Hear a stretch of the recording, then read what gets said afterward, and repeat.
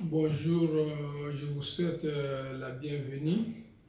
Aujourd'hui, je vais vous parler des indications de la revascularisation chirurgicale. La revascularisation chirurgicale a trois groupes d'indications. Tout d'abord, il y a les indications formelles de la revascularisation chirurgicale. Il y a aussi les indications fréquentes de la revascularisation chirurgicale. Et enfin, nous avons les indications de revascularisation coronaire chirurgicale en urgence. Tout d'abord, voyons les indications formelles de la revascularisation chirurgicale. Les indications formelles de la revascularisation chirurgicale sont au nombre de 4. La première indication, ce sont les sténoses du tronc commun supérieures à 50%.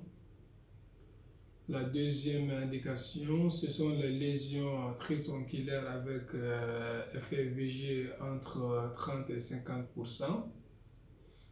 La troisième indication, ce sont les sténoses coronaires significatives associées à la nécessité d'une chirurgie valvulaire. C'est-à-dire quand on veut opérer un patient d'un remplacement valvulaire aortique et qu'il existe des lésions coronaires significatives. Dans ce cas-ci, il y a une indication formelle à réaliser chirurgicalement la revascularisation. La dernière indication formelle, ce sont les échecs du traitement médical et sténose non accessible à l'angioplastie, c'est-à-dire la persistance d'un angor clinique ou d'une ischémie documentée par un test fonctionnel malgré un traitement médical maximum. Ensuite, nous avons les indications fréquentes de la revascularisation chirurgicale. Dans ce groupe, nous avons 5 indications. La première, ce sont les lésions tritronculaires avec la fraction d'éjection ventriculaire gauche normale. La deuxième indication fréquente, ce sont les lésions tritronculaires avec FEVG inférieur à 30%, en particulier lorsqu'il existe une viabilité sur le territoire responsable faisant l'objet de la revascularisation, et surtout si la revascularisation permet d'obtenir une amélioration de la fonction ventriculaire gauche en post-opératoire.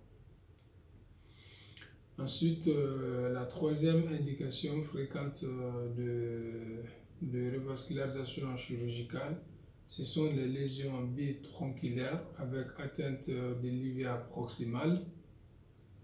La quatrième indication dans ce groupe, ce sont les lésions mono ou bitronculaires après échecs primaires de l'angioplastie ou sténose itérative après angioplastie. La chirurgie est habituellement proposée après la deuxième ou la troisième sténose. La dernière indication fréquente de la revascularisation chirurgicale, ce sont les lésions coronaires revascularisables et le choix délibéré du patient. C'est-à-dire un patient qui présente des lésions coronaires. Et si le patient désire être opéré, donc dans ce cas, on peut faire la chirurgie de revascularisation coronaire. Enfin, voyons les indications de revascularisation chirurgicale en urgence.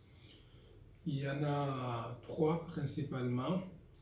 La première indication de revascularisation en urgence représentée par le syndrome de Ménance mal contrôlé par le traitement médical avec sténose du tronc commun ou atteinte tritronculaire.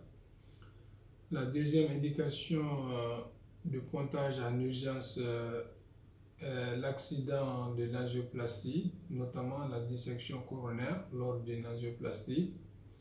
Et la dernière indication de revascularisation coronaire chirurgicale en urgence est représentée par l'état de choc cardiogénique au cours d'un infarctus du myocarde, avec impossibilité ou échec d'une angioplastie sur l'artère coronaire responsable de l'infarctus.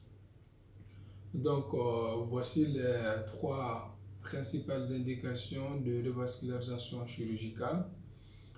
Le premier groupe, ce sont les indications formelles, les indications formelles de revascularisation chirurgicale, qui sont représentées par la sténose du tronc commun supérieure à 50%, les lésions tritronquilaires avec FEVG entre 30 et 50%, les sténoses coronaire significative chez un patient chez qui on souhaite remplacer une valve aortique ou mitrale. Et la dernière indication formelle, c'est l'échec du traitement médical et lorsque la sténose est non accessible à l'angioplastie. Ensuite, nous avons vu qu'il y a 5 indications fréquentes qui sont les lésions tritronquilaires avec FEVG normal, les lésions tritronquilaires avec FEVG inférieur à 30%, les lésions bitronquilaires avec atteinte de l'uvea proximale, les lésions mono ou bitronquilaires après échec primaire de l'angioplastie ou sténose itérative après angioplastie. Et la dernière indication, ce sont les lésions coronaires revascularisables lorsque le patient exprime le besoin.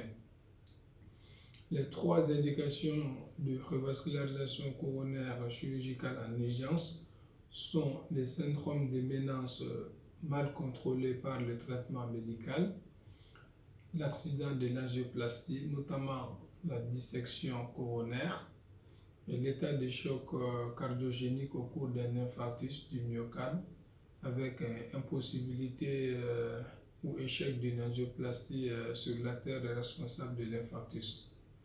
J'espère que cette vidéo vous a plu. On se donne rendez-vous pour une prochaine. Au revoir et à bientôt.